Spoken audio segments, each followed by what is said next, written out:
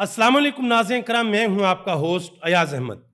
नाज़रीन करम, एक तरफ तो आज अडयाला जेल के अंदर इमरान खान ने वाज़ेह तौर पर ऐलान कर दिया है कि हम पूरे मुल्क के अंदर एक बड़ी एहतजाजी तहरीक शुरू करने के लिए जा रहे हैं।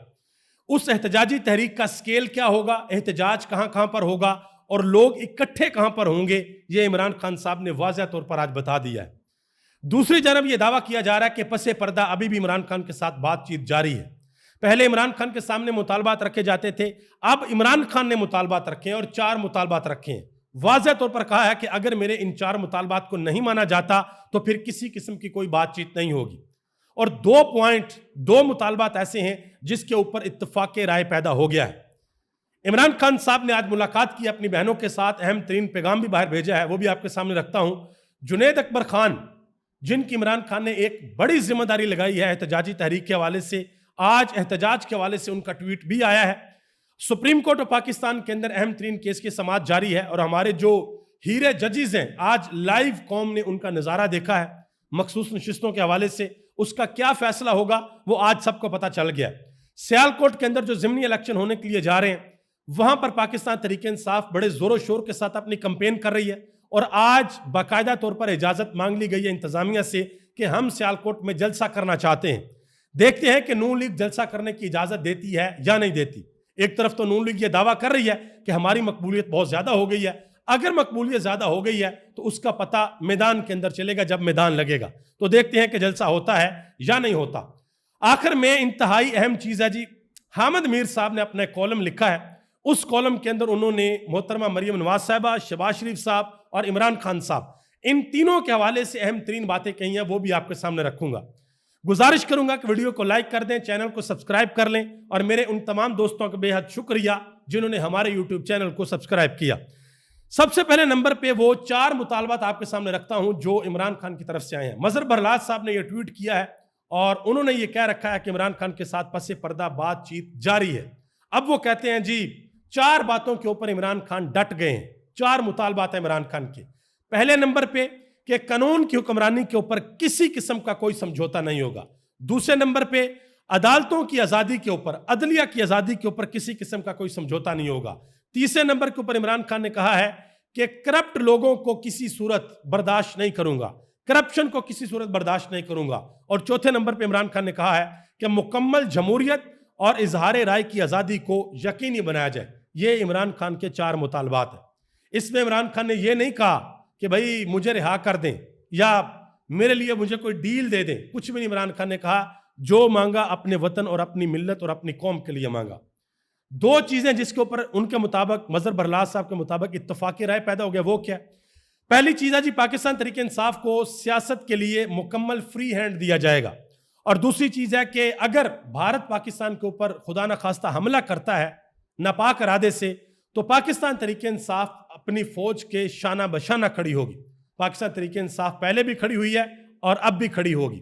सोशल मीडिया के ऊपर तहरीक इंसाफ के जवानों ने भारत के बयानिए का अच्छा खासा तिया पाचा किया और पूरी दुनिया ने उसको देखा। यह बात की है मजहर बरलाज साहब ने।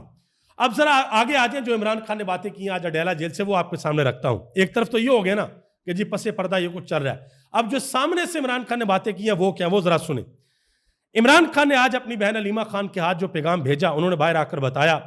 इमरान खान ने कहा कि किसी भी सूरत में इस यजीदियत के सामने नहीं झुकूंगा, चाहे मुझे सारी उम्र जेल के अंदर रहना पड़े।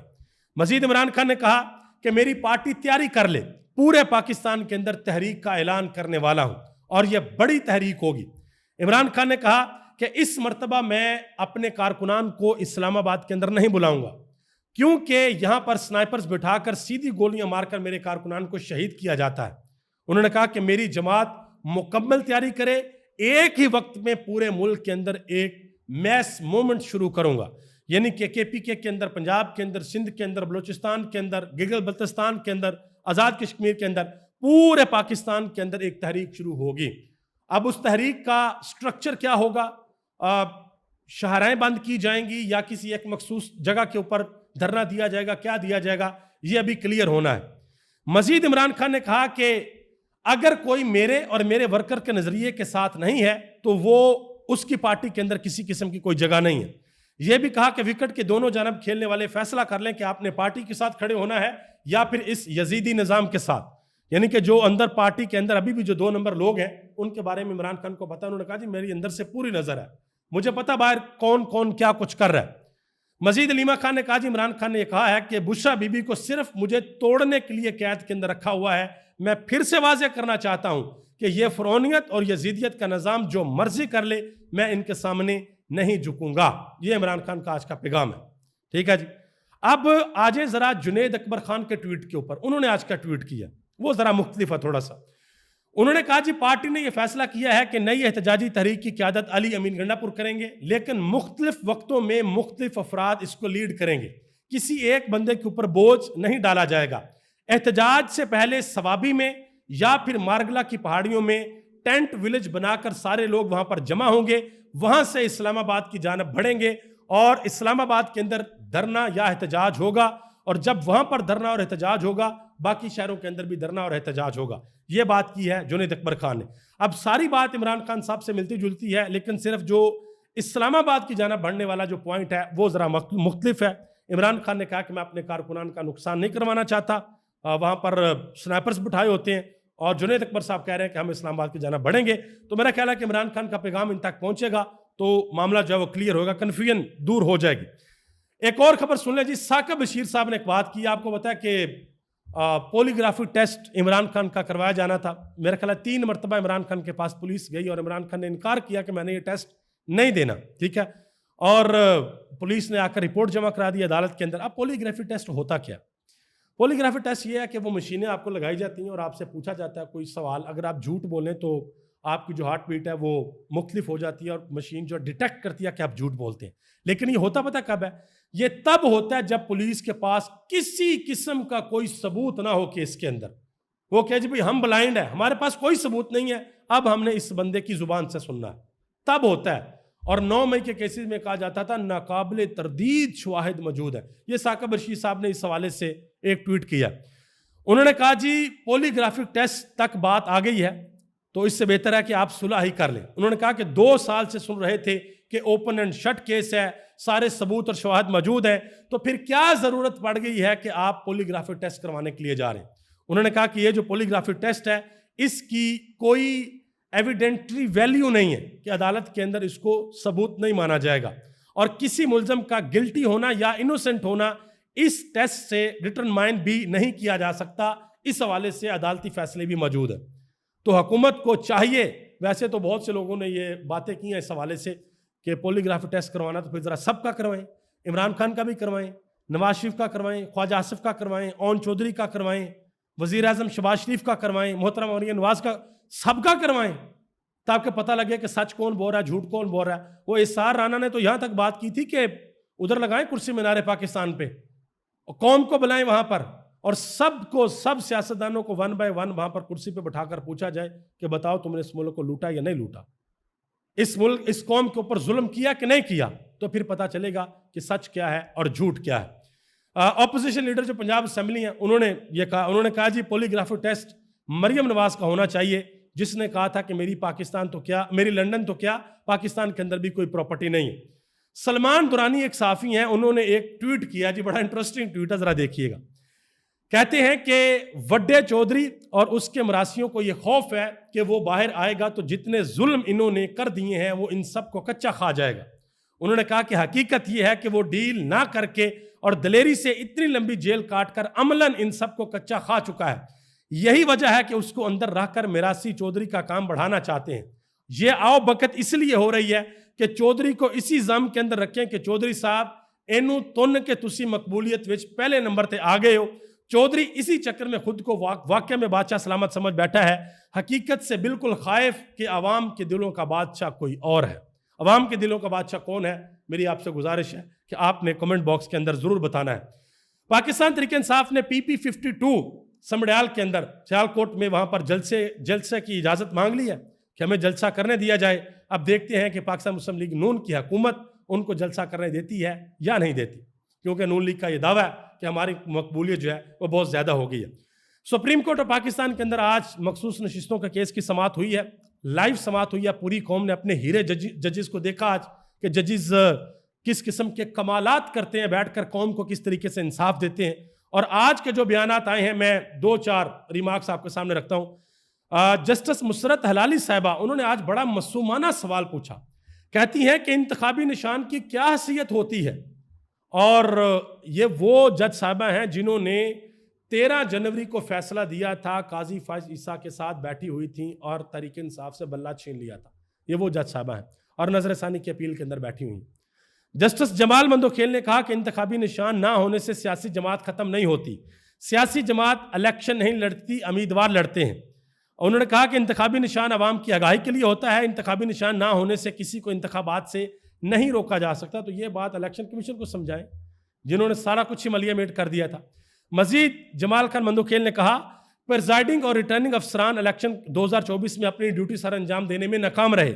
پریزائڈنگ افسران کی غلطی کی سزا عوام کو کیسے دی جا سکتی ہے؟ پریزائڈنگ افسران نے فارم 33 درست طریقے سے نہیں بنائے. اب آپ اندازہ لگا لیں. اور آج مندوکھیل صاحب یہ بھی پوچھ رہے تھے کہ کیا میں اپنا پچھلا فیصلہ بدل سکتا ہوں. آپ اندازہ لگا لیں کہ یہ ہماری سپریم کورٹ آف پاکستان کے ججز کہہ رہے ہیں. مطیع اللہ جان نے ایک بہت بڑا انکشاف کیا. انہوں نے کہا جی مخصوص نشستوں کے کیس میں کسی کو دلائل دینے کی ضرورت پیش نہیں آ رہی. پیپلز پارٹی اور الیکشن کمیشن نے کہہ دیا کہ ہم نے تحریری دلائل جمع کروا دی ہیں, ان کو دیکھ لیں. کیوں؟ کیونکہ الیکشن کمیشن کو, پیپلز پارٹی کو اور نون لیگ کو پتا ہے کہ ہمیں دلائل دینے کی ضرورت نہیں ہے, فیصلہ جو ہمارے حق کے اندر آ جائے گا. اور جسٹس عائشہ ملک نے جب پہلے یہ کیس لگا تھا انہوں نے سوال پوچھا تھا. انہوں نے کہا تھا کہ وہ کون سا آئینی دائرہ کار ہے جس کے مطابق پاکستان مسلم لیگ نون اور پیپلز پارٹی ان سیٹوں کی دعوے دار ہے, کیونکہ ووٹ تو ان کو پڑا نہیں, ووٹ تو پاکستان تحریک انصاف کو پڑا ہے, تو یہ سیٹیں کیسے مانگ رہے ہیں؟ آج تک اس سوال کا جواب نہیں دیا گیا. سلمان اکرم راجہ نے آج واضح طور پر کہا, انہوں نے کہا جی ہمیں عدالتوں سے کوئی امید نہیں ہے. سپریم کورٹ میں آج جس طریقے سے بحث ہوئی ہے اس کا آئین اور قانون سے کوئی تعلق نہیں ہے, پاکستان کی جمہوریت سے اس کا کوئی تعلق نہیں ہے. انہوں نے کہا جی ہم گھریلو جتھا نہیں ہیں, ہم کوئی دہشت گرد نہیں ہیں, ہم آئین اور قانون کی بالادستی چاہنے والے لوگ ہیں. یہ سلمان اکرم راجہ نے بات کی. ایک صحافی نے ان سے سوال کیا اور وہ ذرا تھوڑا سا غصے ہو گئے. انہوں نے کہا جی یہ مسئلہ پاکستان تحریک انصاف کا نہیں, تحریک انصاف ڈٹ کے کھڑی ہے اور ڈٹ کے کھڑی رہے گی, لیکن بحیثیت قوم ہم کہاں پر کھڑے ہیں؟ اس سماعت میں وہ ججز بھی موجود ہیں جو گزشتہ سماعتوں میں موجود ہی نہیں تھے, جنہیں اس کیس کے بیک گراؤنڈ کا پتہ ہی نہیں. اور جن ججز نے فیصلہ دیا تھا, جسٹس منصور علی شاہ, جسٹس عائشہ ملک, جسٹس منیب اختر اور دوسرے ججز, جسٹس اطہر من اللہ, وہ سارے کے سارے اس کے اندر شامل ہی نہیں. تو اندازہ لگا لیں آپ. تو یہ سیٹیں 99% شور ہے کہ یہ نون لیگ کو مل جائیں گی اور 27ویں ترمیم کا جو راستہ ہے وہ صاف ہو جائے گا. اس طرح یہ چیزیں نظر آ رہی ہیں. حامد میر صاحب نے کالم لکھا جی بڑا امپورٹنٹ. انہوں نے کہا جی ڈاکٹر محمد یونس بٹ نے لکھا, حامد میر صاحب اپنے کالم کے اندر یہ لکھ رہے ہیں. انہوں نے کہا جی ڈاکٹر محمد یونس بٹ نے لکھا کہ مخالفین مریم کو آئرن لیڈی بھی کہتے ہیں کیونکہ جیل میں وہ فرائنگ پین سے کپڑے استری کیا کرتے تھی. انہوں نے کہا کہ مریم کی سیاسی ٹریننگ میاں محمد نواز شریف نے خود کی ہے, اس لیے مریم نواز کی سیاست میں عوام کو 90 کی دہائی کے نواز شریف نظر آتے ہیں. انہوں نے کہا جی مریم نواز صاحبہ کے 2 کوالٹیز ہیں جس کی وجہ سے وہ کہتے ہیں کہ میں بہت بڑی لیڈر ہوں. پہلی کوالٹی یہ ہے کہ وہ نواز شریف کی بیٹی ہیں, اور دوسری کوالٹی یہ ہے کہ نواز شریف ان کے والد ہیں. یہ انہوں نے بات کی ہے. مزید انہوں نے کہا کہ ڈاکٹر یونس بٹ نے شہباز شریف کو وہ پنکھا قرار دے دیا جو چلتا زیادہ ہے پر ہوا کم دیتا ہے, اور عمران خان وہ پنکھا ہے جو چلتا نہیں ہے لیکن ہوا بہت زیادہ دیتا ہے. مزید انہوں نے فیصل واڈا صاحب کے بارے میں بھی بات کی.